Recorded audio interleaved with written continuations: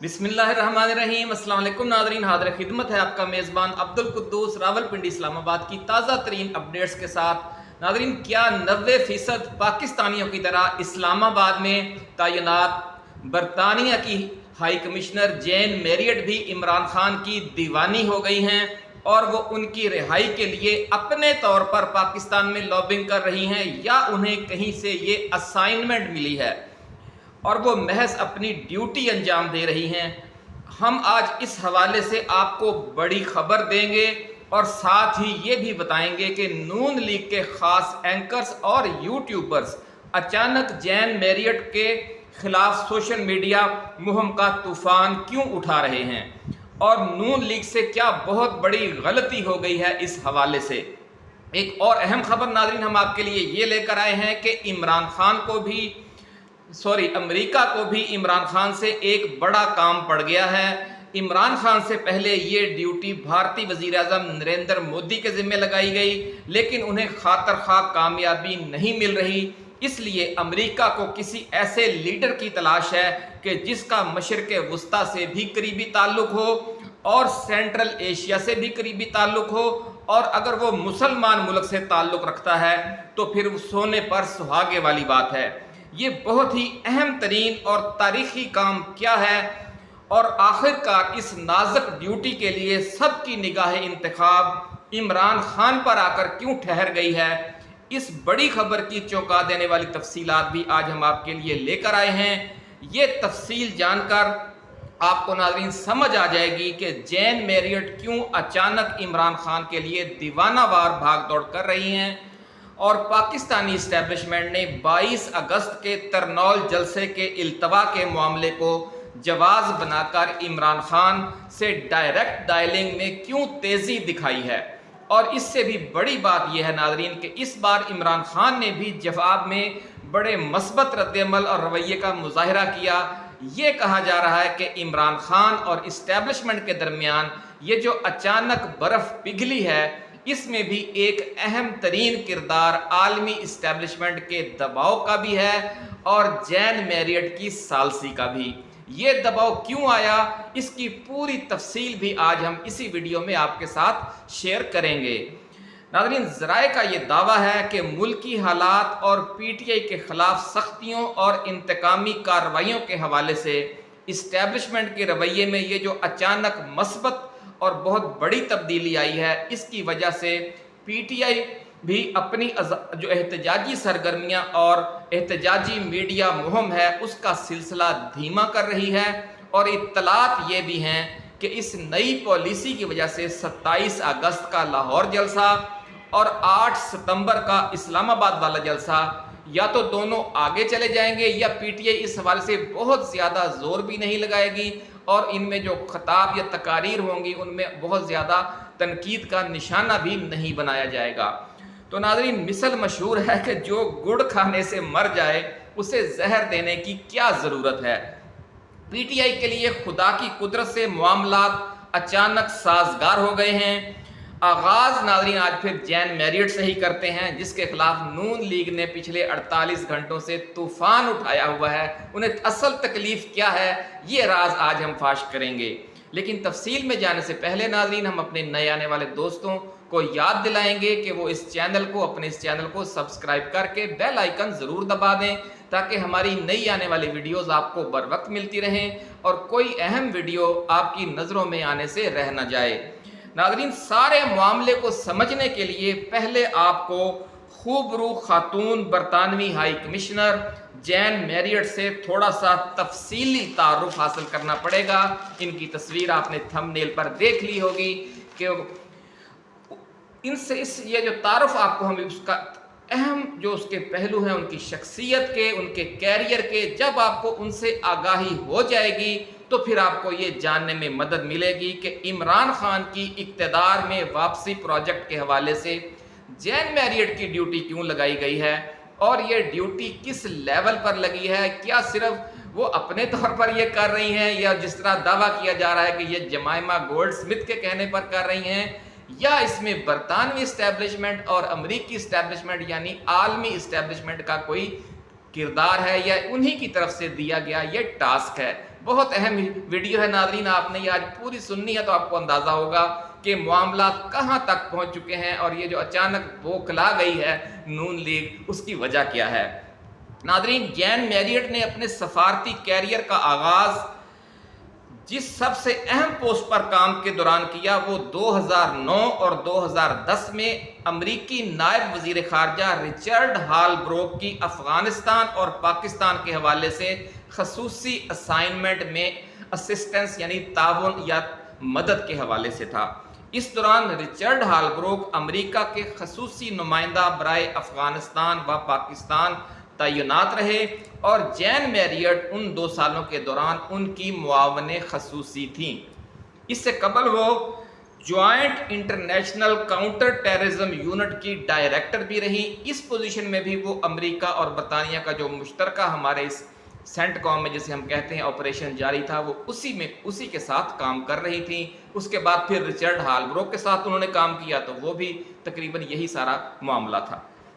Jane Marriott نے ناظرین 2013 سے 2015 کے دوران یمن میں برطانیہ کی سفیر کا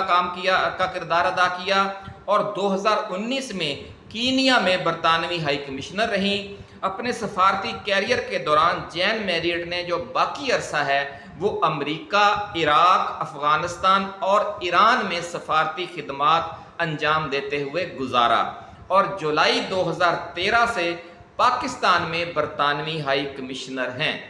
ناظرین، یوں سمجھ لیں کہ جین میریٹ کے پورے کیریئر میں دو چیزیں کامن ہیں۔ ایک امریکہ کے اس خطے میں کردار کے حوالے سے خدمات اور دوسرا ان کی برطانیہ کی طرف سے اسی حوالے سے نمائندگی اور مشرق وسطیٰ کے اسلامی ممالک یعنی جو خطہ ہے پاکستان سے لے کر یمن تک اور کینیا تک اور جو دوسرے ممالک ہیں عراق ہے، افغانستان ہے، اسی خطے میں مسلسل خدمات۔ ان کے کیریئر کے اسی پہلو کی وجہ سے بہت سے نقاد انہیں جاسوس حسینہ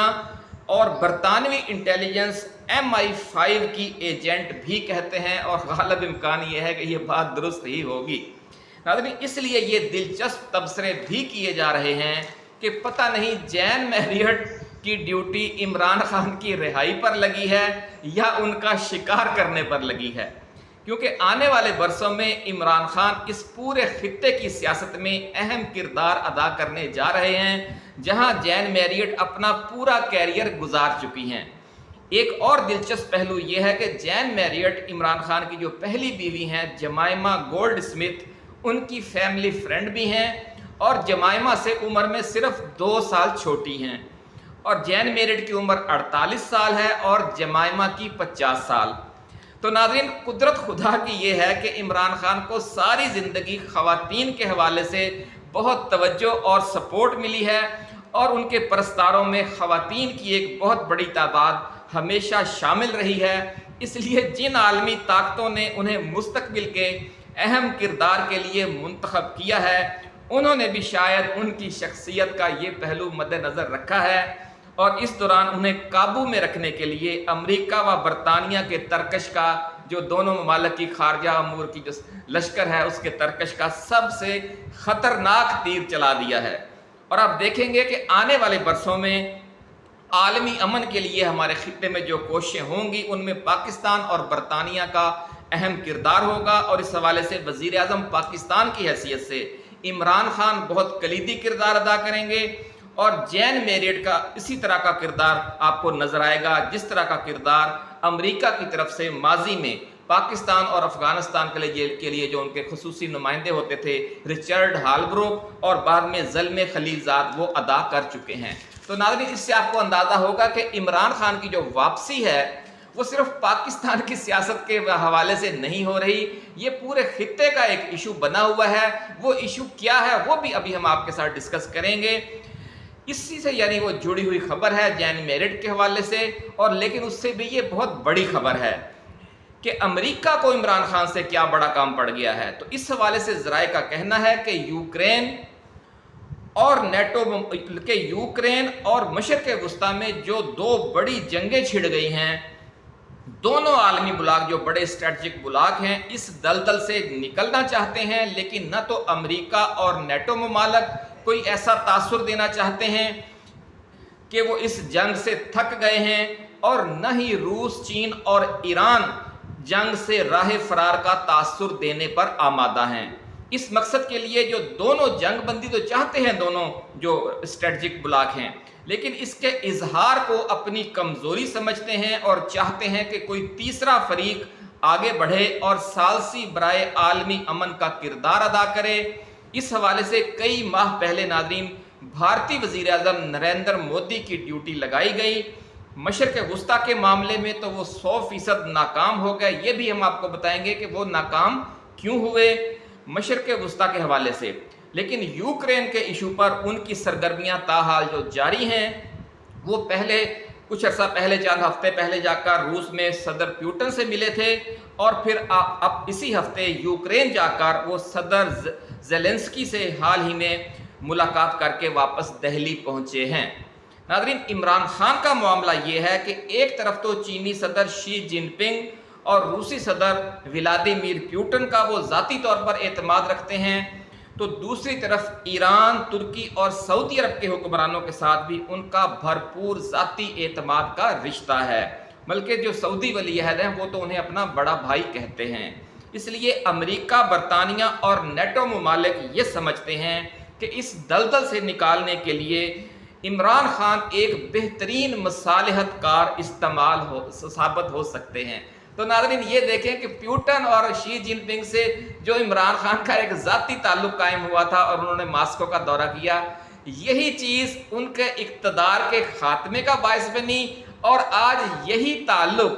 ان کی واپسی کے لیے راہ ہموار ہونے کا باعث بھی بن رہا ہے۔ اور آپ کو لاہور کی بزرگ روحانی شخصیت بابا جی داتا دربار والوں کی پیش گوئی یاد ہوگی کہ انہوں نے فرمایا تھا کہ عمران خان کہ لوہے کو لوہا کاٹے گا، عمران خان کو جس وجہ سے نکالا گیا اسی وجہ سے ان کو پھر واپس لایا جائے گا۔ یہ ویڈیوز ابھی بھی موجود ہیں، آپ جا کر دیکھ سکتے ہیں۔ انہیں چین اور روس کے ساتھ جو تعلقات استوار وہ کرنے جا رہے تھے پاکستان کے، اور سعودی عرب اور ایران اور ترکی کے ساتھ، اسی وجہ سے نکالا گیا کہ یہ ہمارے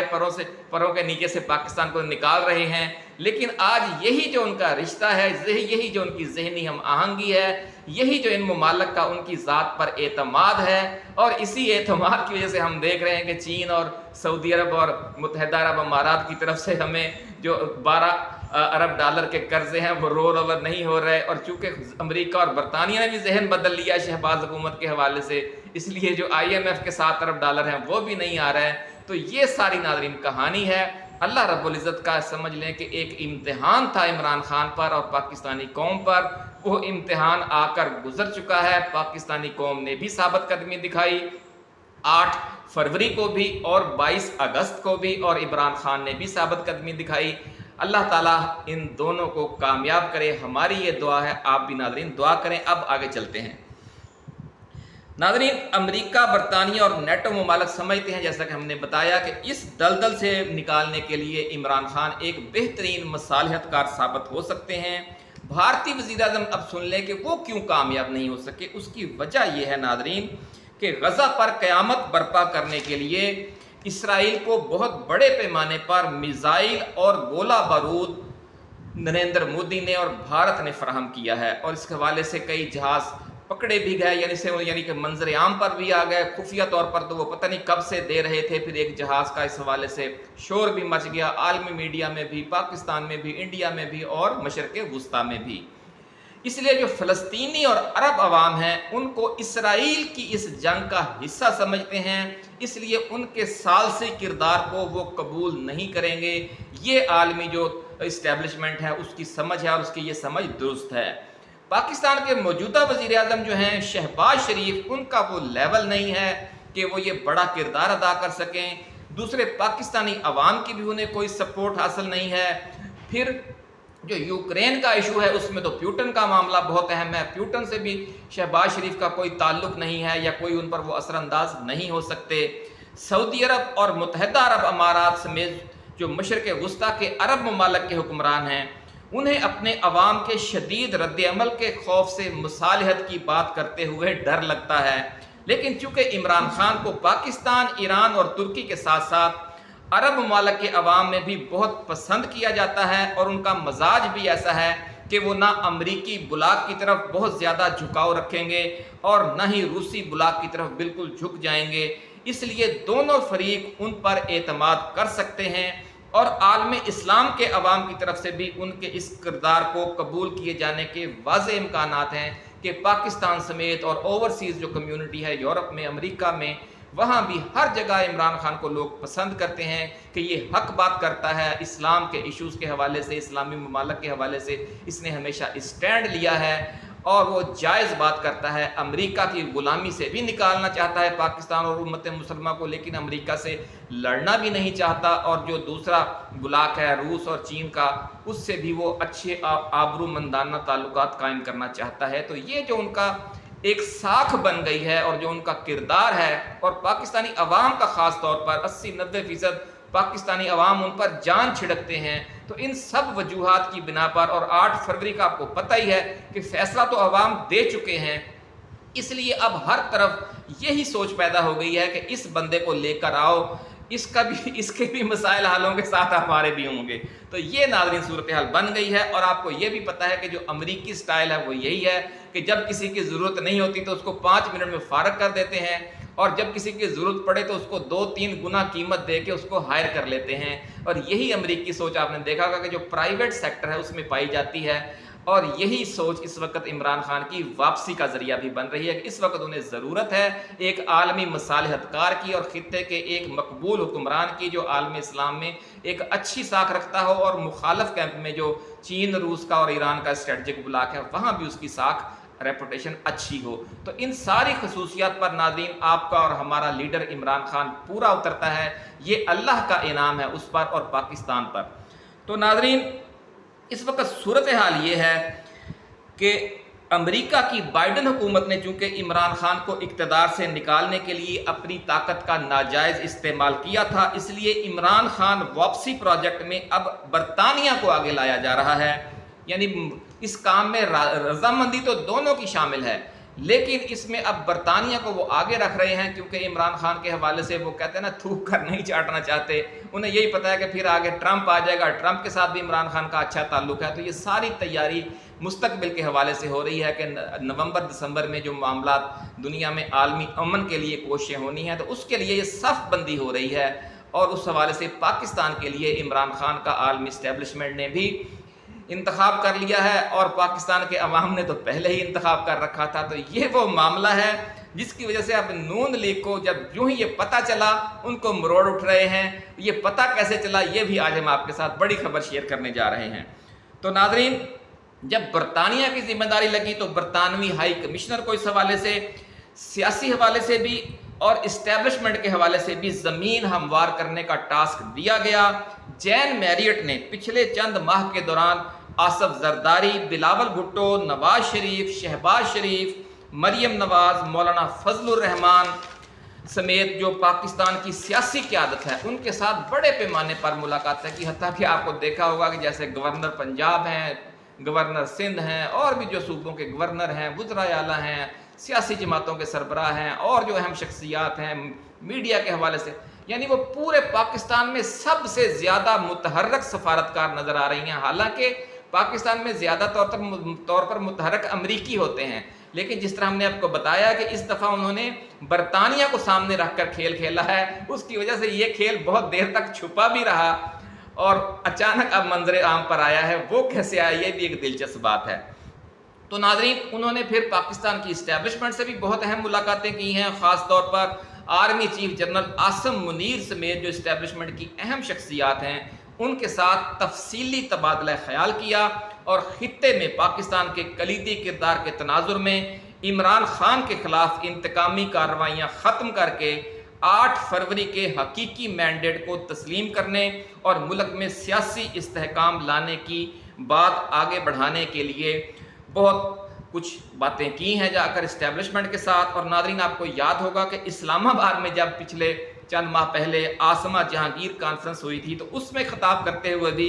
جین میریٹ نے 8 فروری کے عام انتخابات کے حوالے سے سوالات اٹھائے تھے، اور نام لیے بغیر چیف جسٹس قاضی فائز عیسیٰ کے پی ٹی آئی کا انتخابی نشان چھیننے والے یعنی بلہ چھیننے والے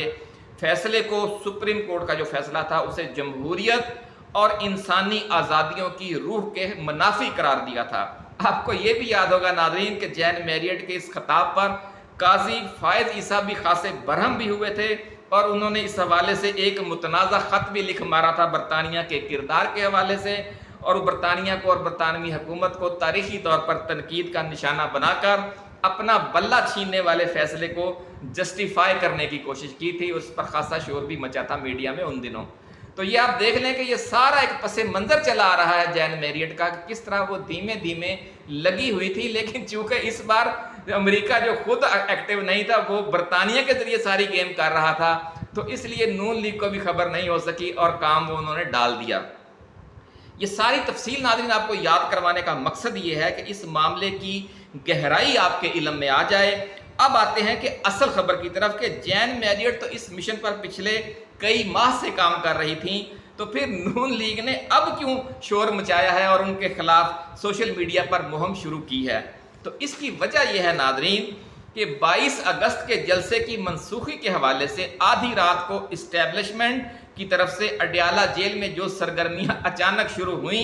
और अगले रोज़ सुबह 7-8 बजे तक जारी रहीं, उनको देखकर नून लीग की क़यादत को अंदाज़ा हो गया कि जैन मैरियट अपने मिशन में कामयाब हो चुकी हैं और GHQ और अडयाला जेल के कैदी के दरमियान बर्फ़ पिघलना शुरू हो गई है।